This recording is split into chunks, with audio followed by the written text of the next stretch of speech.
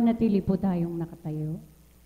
Pagbasa sa ika-4 na araw ng nobenang pasasalamat sa mabathalang awa.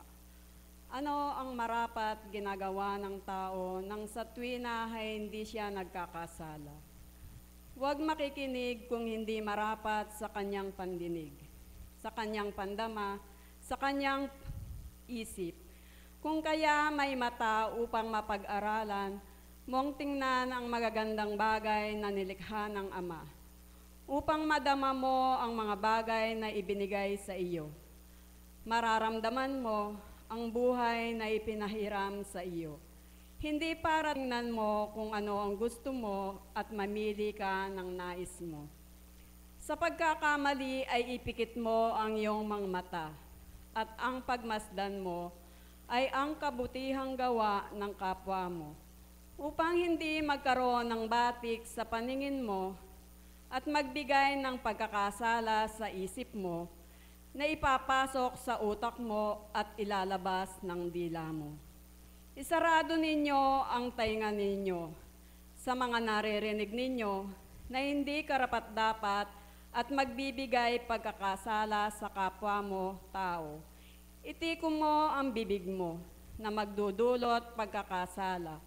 Kapag ibinuka mo ito, kapag hindi mo nilimi ang wiwikain mo, malaya ka at may kalayaan ka na mamili ng gagawin mo at ng sasamahan mo.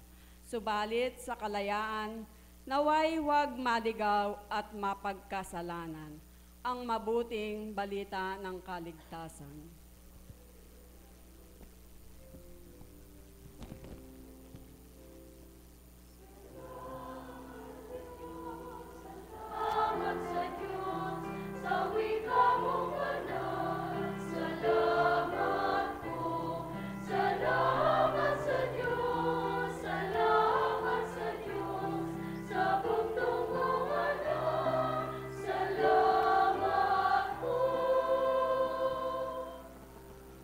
Tayo po'y magsiluhod para sa panalangin at mensahe ng Banal na Espiritu sa katauhan ng ating minamahal na Apo Conching.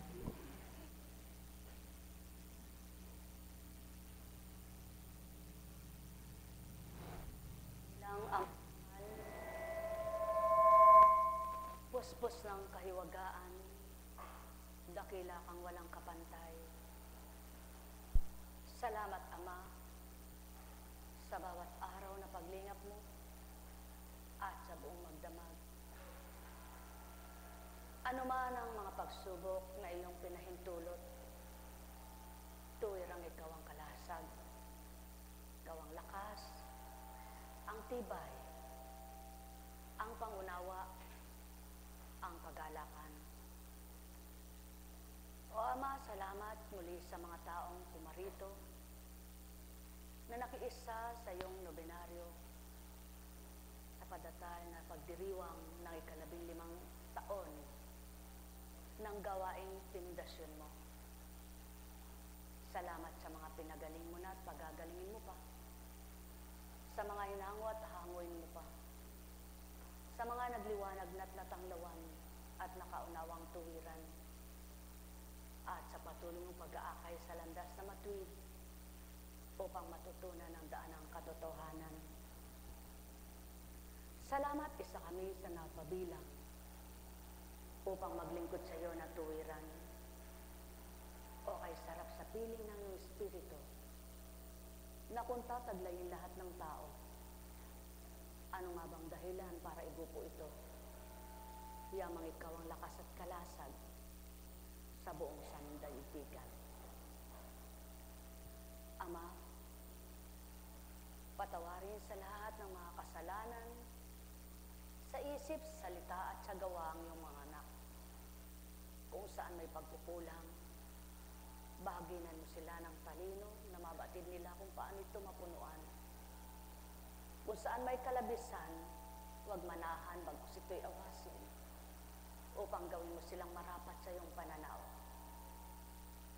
Ano man ang kanilang karupukan sa pakikibaka sa buhay, patatagin mo at patibayin ganap ang kanilang mga kalooban.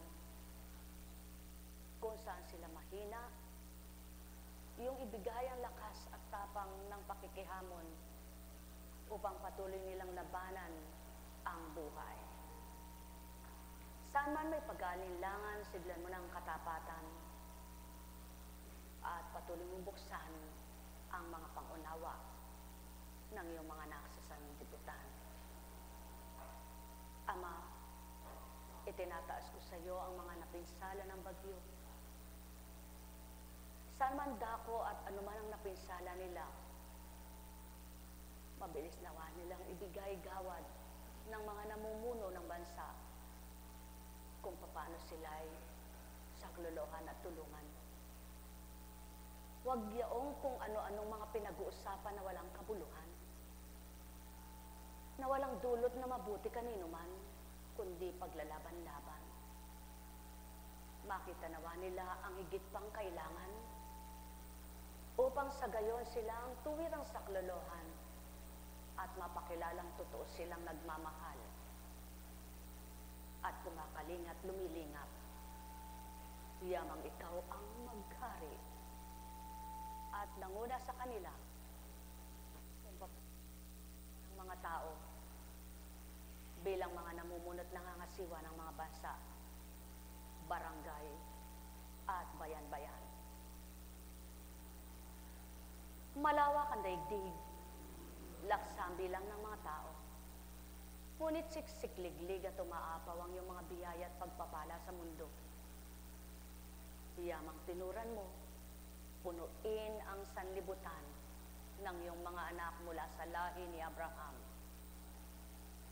Sapagkat batid mong hindi sila gugutumin kailanman. Yamang batid mo kung papaano karami ang mga nilikha mong mga pagkain. Mayaman ang sandaigdigan saan man dako, higit ang bansang Pilipinas. Turuan mong matutong mga siwa ang bawat nangangasiwa at maibigay nilang marapat sa iyong mga anak na nangangailangan.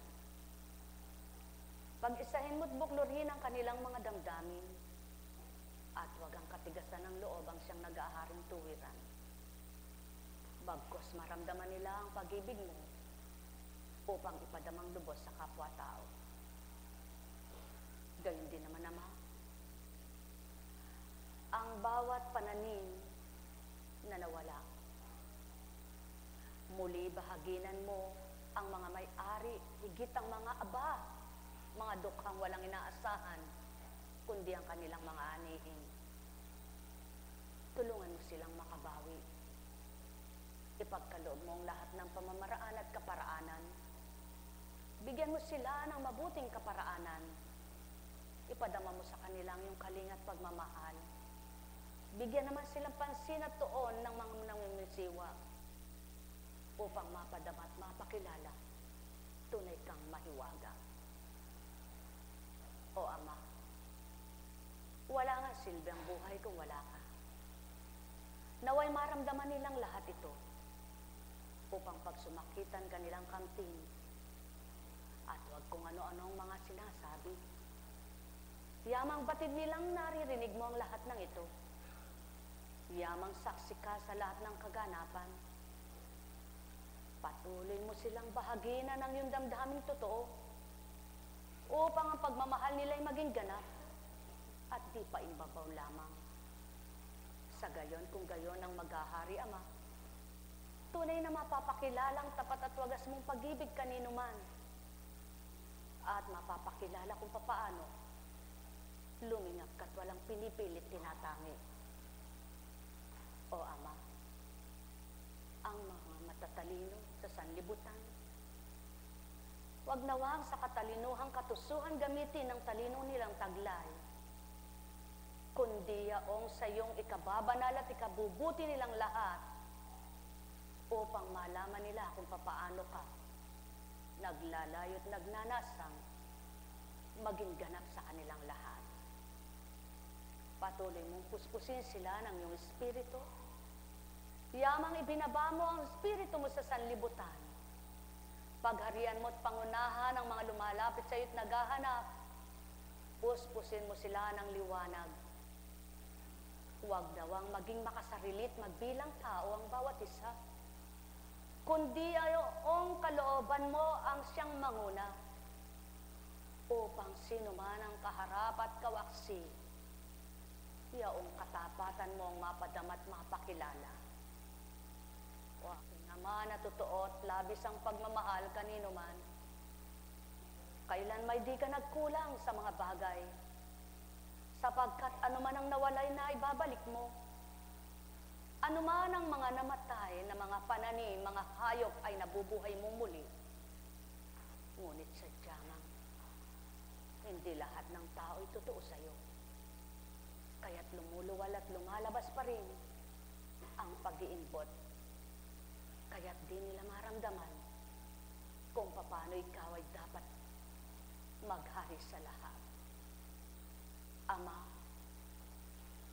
ang mga alipin ng masamang espiritu, palayain mo na sila. Madama nila ang tunay na paghahari mo, ang wagas na pag-ibig mo, ang pangunawang mabuti, ang malinis na pag-iisip, ang kaloobang tapat at totoo kanino mang iyong mga anak. Sapagkat nagagawa mo ito sa mga humahanap sa iyo upang masumpungan ka. Ang wika mo nga'y kumatok at pagbubuksan mo, umingit pagbibigyan mo. At kung ang mga magulang sa lupa kapag humihingi ng isda ang kanilang mga anak, hindi nga ba't ang pinakasariw at masarap ang ibibigay? Masigit gayon ang magagawa mo, Ama. Kaya't naninikluhod at nagsusumamo ako, matutunan nawa nila ang totoong pananambitan at pagsusumamo upang maging ganap ng magkalaro ng kalayaan ang maluwat ng pagkakaalipin. Kung ikaw lamang masusumpungan at ganap na mararamdaman, tunay na pag-ibig na wala mang salita kung anuman ang dapat gawin ay tutupd din. Sapagkat siyaon ka nga, Ama, gayon ka nga. Yamang ikaw ay butihin at dakila kailanman. Net karameniyahanang, net karameniyahanang, net karameniyahanang. Sapagkat saan man lupahalop ng daigdig, abot mo ang bawat sulok, tarok mo ang bawat loob, sukat mo ang lalim at babaw nilang lahat. Kaya't pangunahan mo't pagharian, yaong sa'yo'y ganap na lumalapit, masumpungan kanilang lahat. Net karameniyahanang, net karameniyahanang, net karameniyahanang.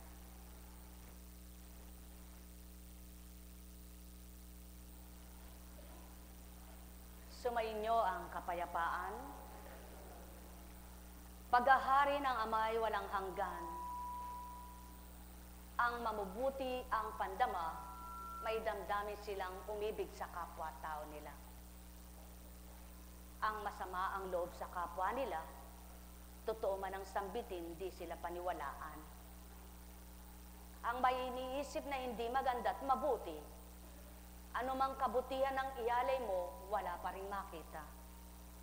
Ngunit kay palad ng mga anak ng Ama, na nakita ang kanyang kagandahang loob, ang kanyang kabutihan, at ang kanyang kabanalan.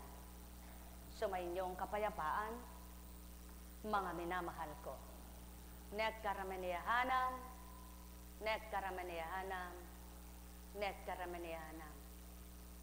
Kapag inukol mo ang sarili mo sa Ama, ano man ang nararamdaman mo'y ibibigay ang kalayaan. Ang kahinaan mo'y palalakasin niya. Ang karupukan mo'y patatatagin niya. Ang duming isip mo'y lilinisin niya.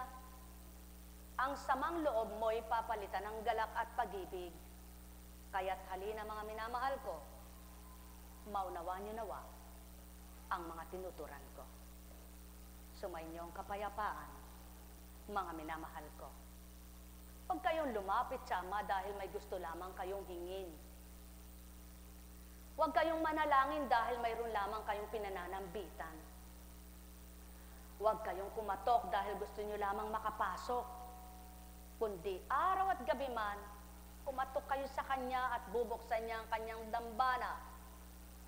Ang puso ninyo na doon ay tatahan siya. Ito ang pinakadambana niya, hindi ang dambana kung saan lugar. Sapagkat ito ang templo niya, ang puso ng bawat isa.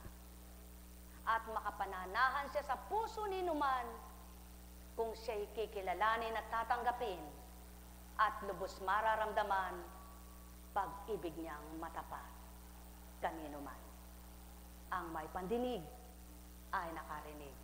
Sumayinyong kapayapaan, mga minamahal. Net karamaniyahanam, net karamaniyahanam, net karamaniyahanam. Buhay ba ang Diyos? Tapat ba ang lagi niyong tatanda? Hindi lamang sa buhay ang nilalang. Sa mga nakakakilala sa Hesukristo, sa totohanan, laging nakatuon sila sa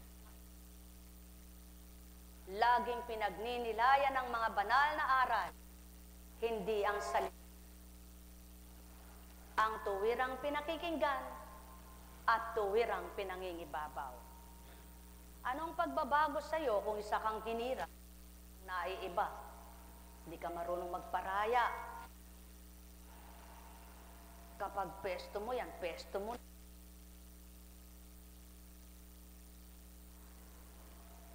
Diba mas mapalad ang kaysa pag sinabi mo, sinabi mo. Kaya na ang tao ang maya at isuko ang sarili para sa kapwa. Kaya kung wala kang gunita, malim at napakaliwanag, mo ang higit sa iyo ay magbibigay siglat. Di mo maunawaan ang aking tinuturan.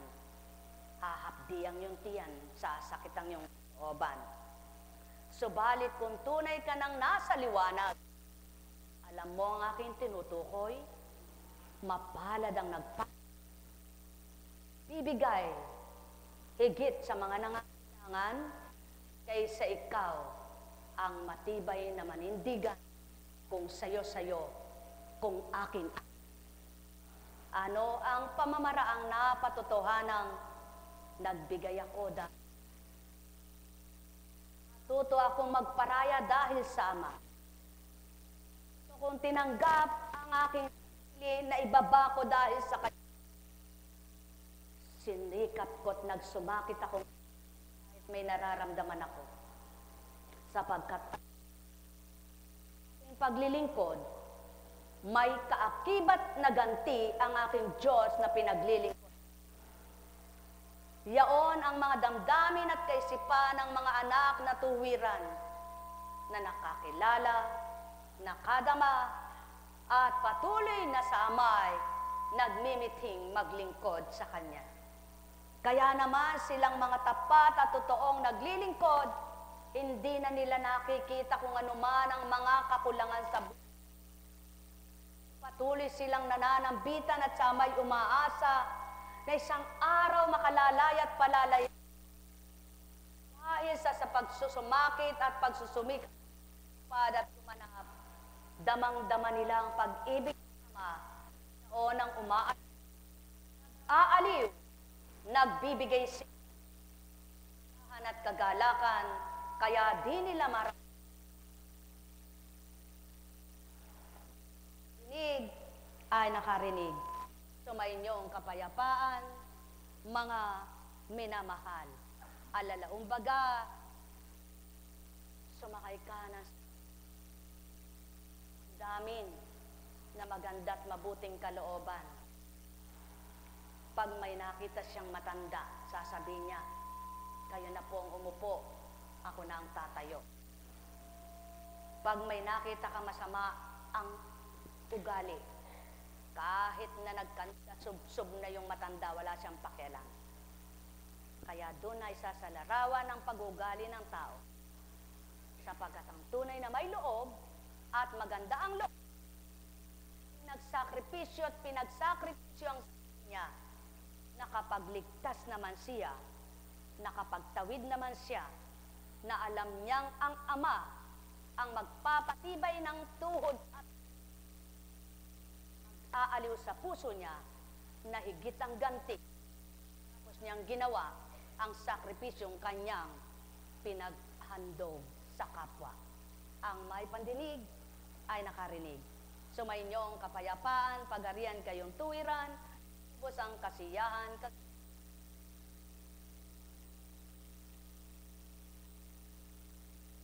magbulat,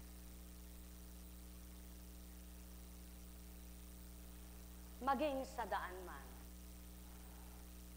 Isang mabuti ang loob.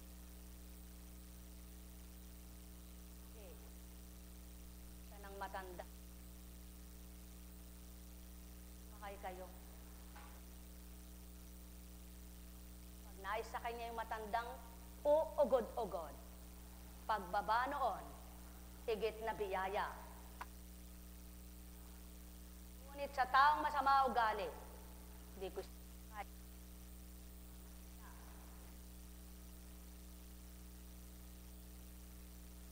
tuhan, ganyan ang tao. Pinaglala niya. Ilan kaya ang naglala? Palad kayo, mga minamahal ko, na nang dahil sa kapwa nyo, malihim, hindi malilihim sa Ama ginawa nyo sa lupa. Siya ang ganti. Buting kalooban. Nek karameniyahanam, nek karameniyahanam, nek karameniyahanam. Buhay bang Ama? Diyos, dakila, dakila, o aking Ama, buhay ay ikaw lamang. Niya ang pagdiriwang, ni walang katiga-tiga, hindi nag-isip na bahala sa magdamag, na baka hindi makaraos, na baka walang panggastos. Kat mula sa simula, siya ang nagbala. Siyang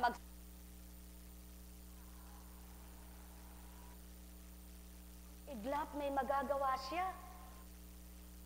Tuan mo at sakripisyo para na may tinanguan at inako mo yaon, ibigyan para ikaw. Palad kayong mga naghandog, pakinabangan ang kapwa niyo, kinabang ang kapwa. Lamang ang pakinabang nyo ang siyang ina. At ng tao ang pakinabang niya, at kung di siya makikinabang ayaw niya, ang mapipiling tao. Dinig. Karameniyahanam, net karameniyahanam, net karameniyahanam. Mahirap tanggapin ang isip ay nadidip.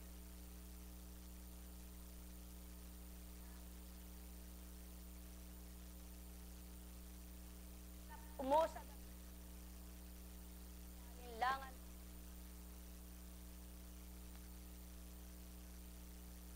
Bawat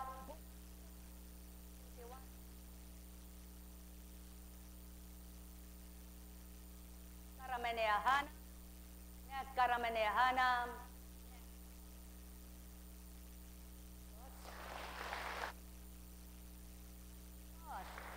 Ilang araw na lang bago mag-anibersaryo. Nangyari na ba sa inyo ang may inako kayong kapwa-tao? At dahil sa mga ginawa nyo ay nasakitan, nahirapan kayo? Hindi ba binibigay ang kaparaanan bago dumating yung pag-ako nyo? Kayo bagay nahihirapan, nasasaktan, lumuluhat, nagiging bato ang lumalabas sa mata nyo?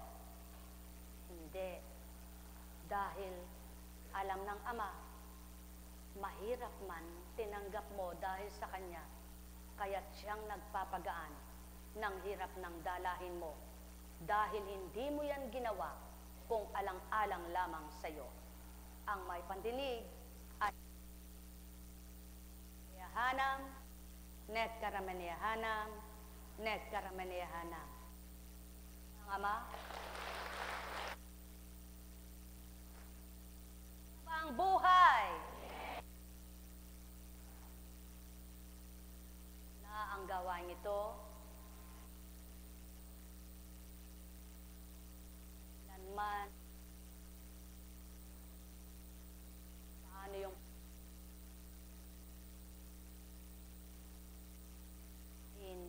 ano ayos, ano igagayak, ano ila o wanag ng iyong sa mga ginamit ng taon pa hanggang ngayon na mga ginamit niya sa mga taong lumipas nga ang kamay sa inyo bang nahirapan kayo? Taas nyo nga ang kamay. Nalugmok ba kayo? Siguro po kung lugmok, wala si Apo Kunching sa harap nyo. Sapagkat katulad ngayon,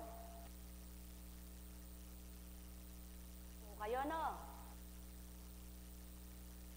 Sino nga po nilagnat ngayon, nagliling may nararamdaman pa rin naglilingkod, gumagaling lingkod.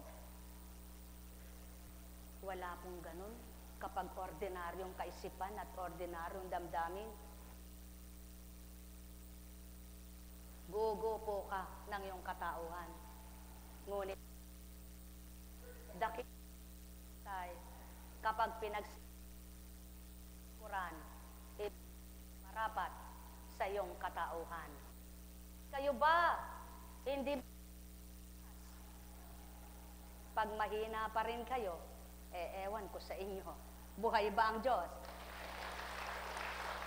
Buhay ba ang Diyos?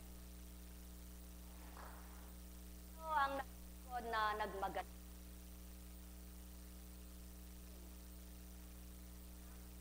At hindi nahirapan sa naglilingkod, ba't itataas? Ngunit kapag ang paglilingkod mo ay bukal sa puso mo, tinanggap mong ganap at pinagsumakitan mong tupdin alang-alang sa iyong Panginoon, sa di mo namamalaya, nakakaraos ka, nakakasadsyad ka,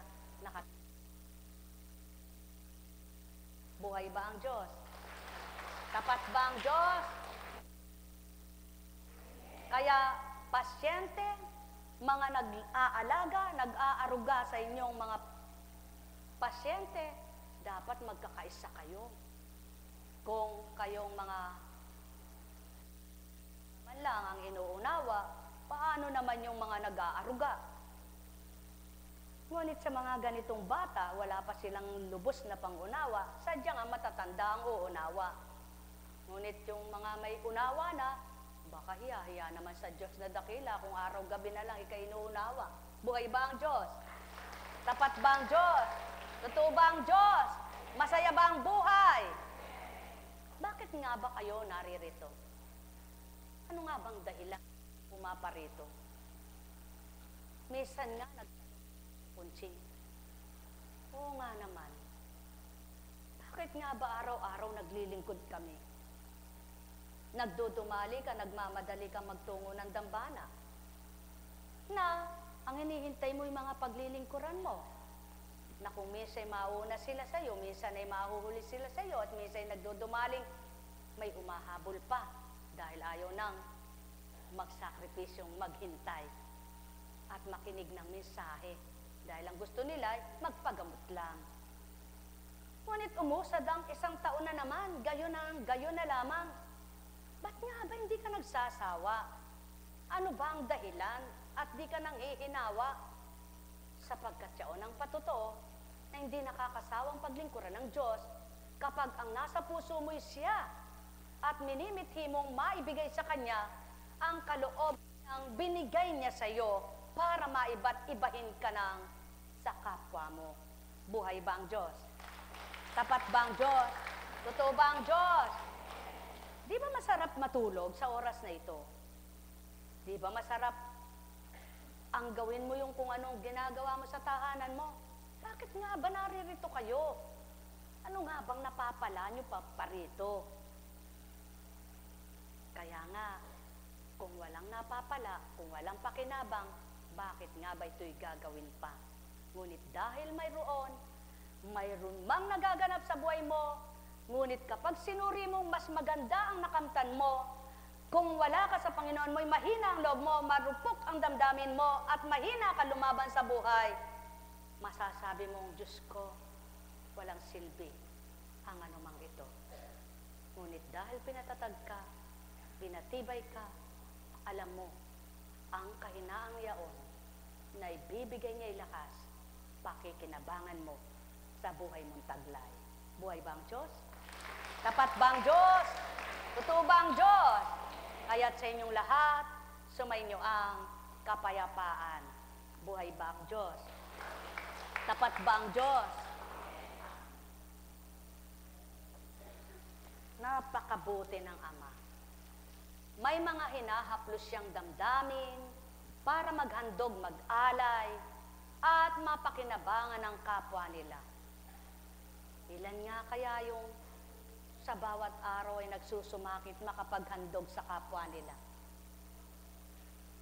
Alam nyo, diyan lamang pinakikita ng Ama na siya ang nagpapadama sa mga anak niya, siyang nagsisilid sa isip nila upang dalin mo yan, magdala ka doon para sa kapwa mo. Sapagkat kung wala kayong damdamin at wala kayong kaisipan na magdala, magdadala ka ba? Maliban kung magpropaganda ka, o dili kaya ay magpapasikat ka. Ngunit kung magmamahal ka at minamahal mo ang kapwa mo, ang masasabi mo, masarap magbigay sa kapwa-tao. Buhay ba ang Diyos? Tapat ba ang Diyos? Kaya't sa inyong lahat, ilang araw na ba ngayon? Ilang araw na lamang? Hambing sa 4 na sulok ng daigdig. Sa 4 na sulok ng daigdig, ang Diyos ay laganap ang pag-ibig. Naway maramdaman ninyong lahat kung paano siya magmahal at ang damdamin nyo'y mabago niyang tuwiran. Buhay nga ba ang Diyos? Alam kong may magagawa ang Ama. Alam kong may magagawa ang Ama.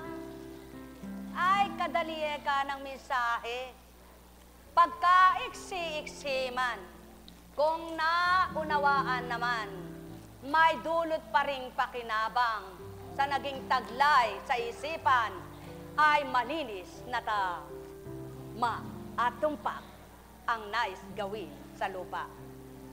Buhay ba nga ma? Parte-parte, alam kong magagawa ang Ama. Yan, pati kapitbahay nakikinabang. Kaya lang sana makakita at baka mapulok yan. Alam kong magagawa ang Ama. Pagka winika niya, manalig ka na. Bawat araw, ako sa inyo naghihintay. Kung ringgin kayo,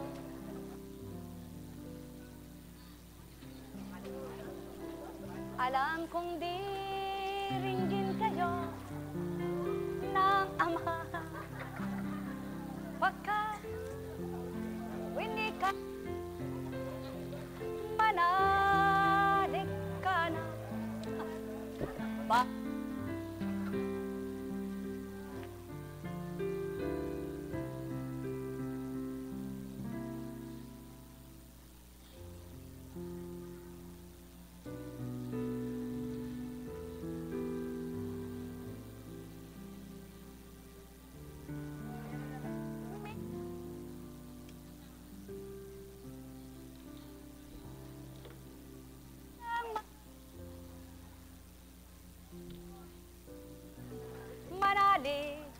umangkin at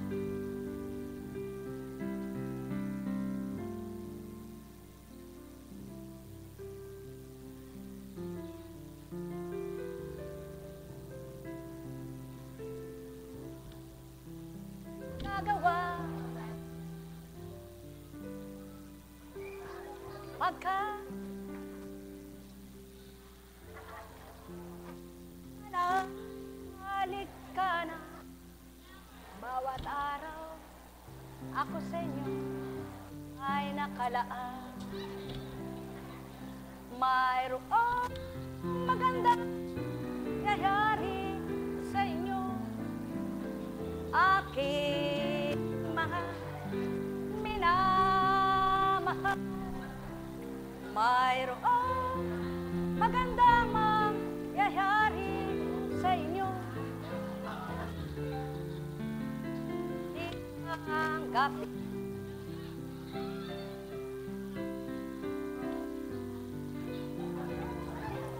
Ama gagawa ang pagka winika niya manak ka na bawat araw ako ay nakala mayroong magandang mangyayari sa inyo aking mga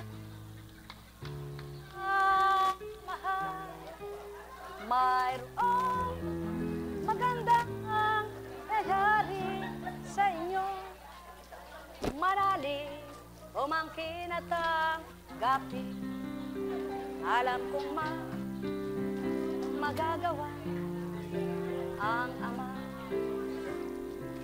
alam kong may magagawa ang Ama pagka ikay manalig ka ko sa inyo may nakalaan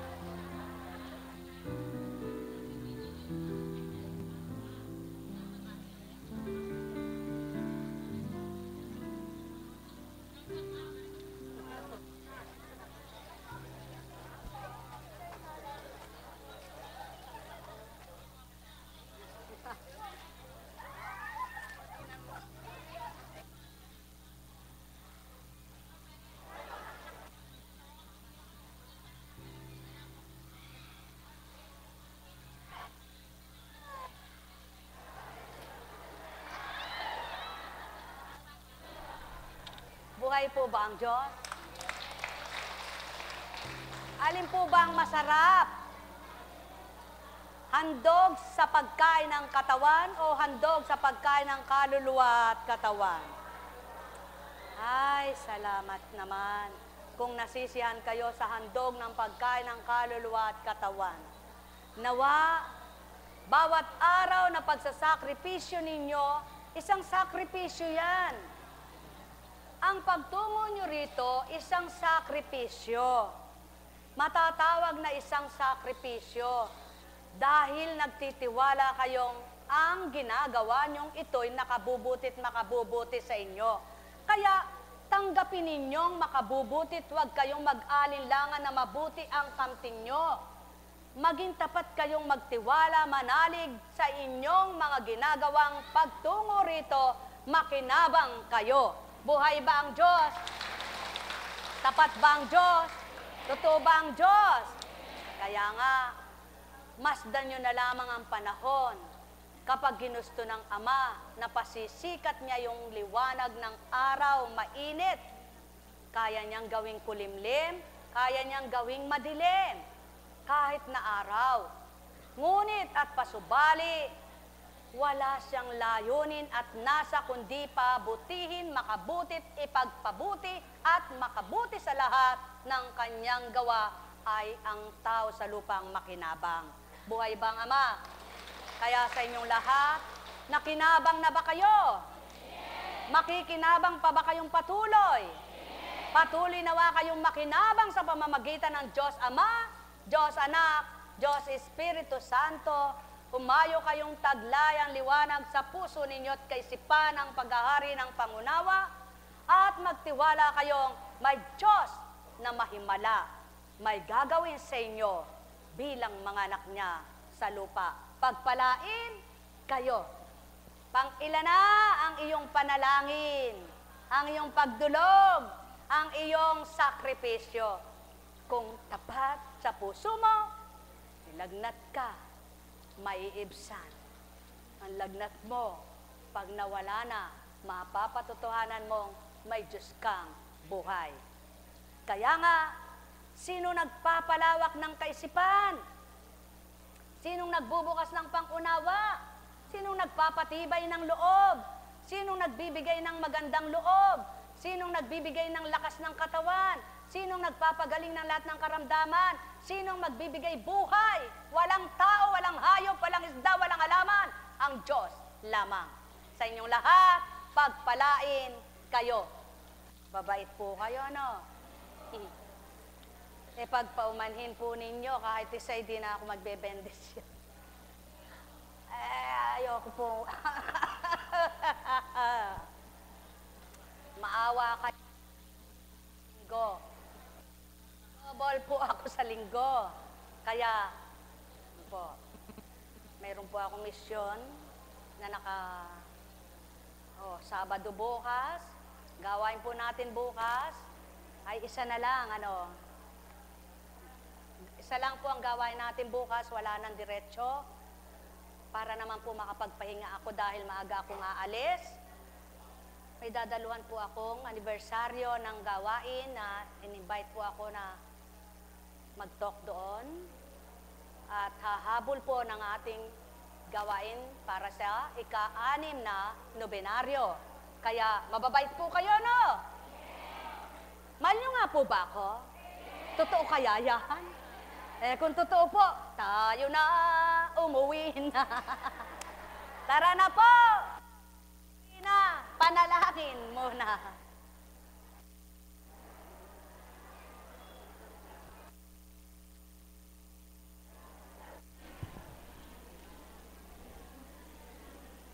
Pangwakas na panalangin. Mabathalang awa, ang aming paglapit, pagsusumamo sa iyo, ay batid mo na bukal sa aming puso. Bilang pagtanaw namin ng utang na loob sa lahat ng alay mo. Ikaw lamang ang makapagdudulot ng liwanag at sigla sa sandali ng aming kagulumihanan. Sa aming mga kabiguan, ay ikaw lamang ang makapagbibigay ng tagumpay. Ang anumang aming pagkukulang ay ikaw lamang ang magbibigay ng kapunuan.